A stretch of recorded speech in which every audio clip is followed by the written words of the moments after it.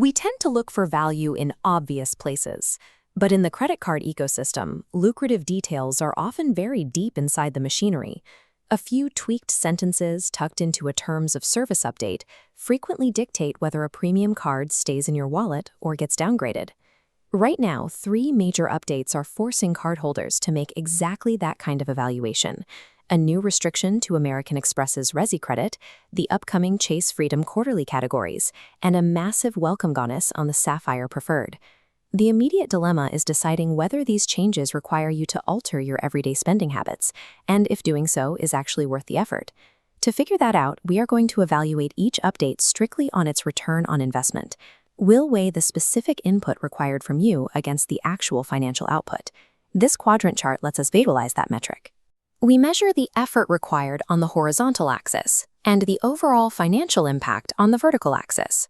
By stripping away the marketing language and the online panic, we can plot all 3 of these updates on this grid to determine exactly who should take immediate action and who should simply wait. Let's start with American Express. The Platinum card currently offers up to $400 a year in dining credits, while the Gold card offers $100. Historically, using this perk required 0 friction.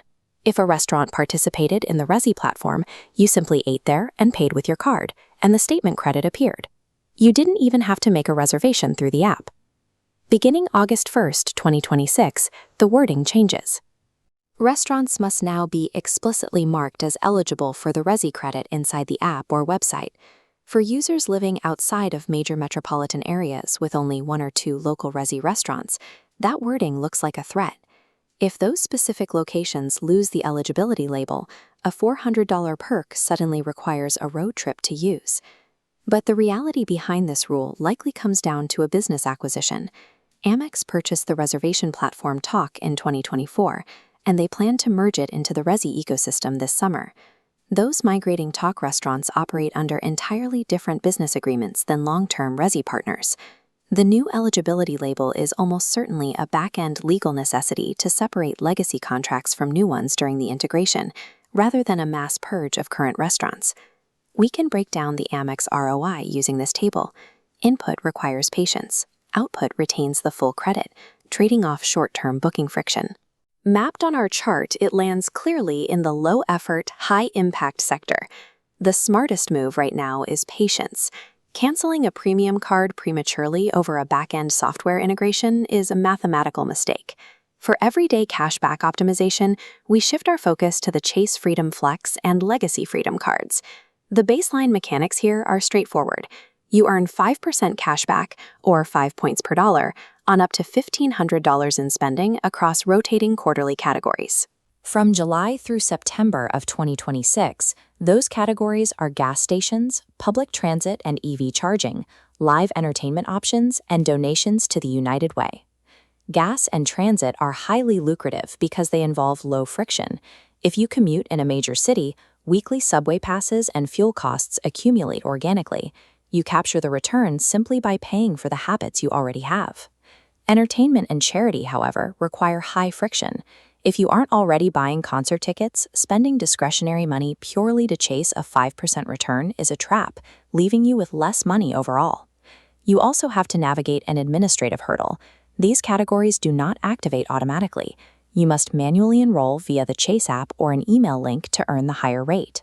On the Freedom ROI table, input requires manual enrollment and shifting organic spending. Output is maximum $75 cashback, risking forced spending. Plotted on our framework, this update lands in the moderate effort, low impact sector. Maximizing this quarter requires surgical discipline. Capture your daily commuting expenses effortlessly, and ignore the temptation to force unnecessary entertainment purchases. The final and most aggressive update in the current landscape comes from the Chase Sapphire Preferred card. Chase recently refreshed the card by doubling the annual hotel credit from $50 to $100 without raising the annual fee.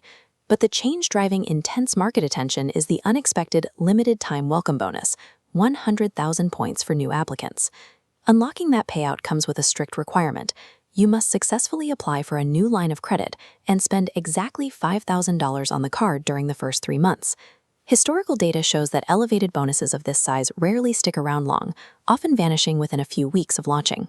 Calculating the Sapphire ROI, input demands a hard credit pull and $5,000 spending in 90 days. Output is 100,000 points and a $100 credit, trading off high short-term outlay. Plotted on our master chart, it occupies the extreme top right, high effort, high impact. Unlike the Amex waiting game or the minor cashback adjustments on the Freedom cards, this update demands immediate, decisive financial action, but only if you already have $5,000 in upcoming expenses planned. With all three evaluations mapped out, you can see how drastically different the requirements and payouts are for the Amex, Freedom, and Sapphire updates. Navigating this landscape successfully depends entirely on matching the right update to your specific financial profile. This flowchart outlines your strategy. Retain value. Amex holders wait out the talk integration. Optimize cashback. Freedom users enroll immediately, restricting usage to organic transit and gas. Acquire travel rewards. Apply for the Sapphire Preferred before the 100,000-point offer expires. A smart strategy removes the guesswork from your wallet. Credit card optimization isn't about chasing every single headline. It's about selectively applying your effort only where the math actually justifies it.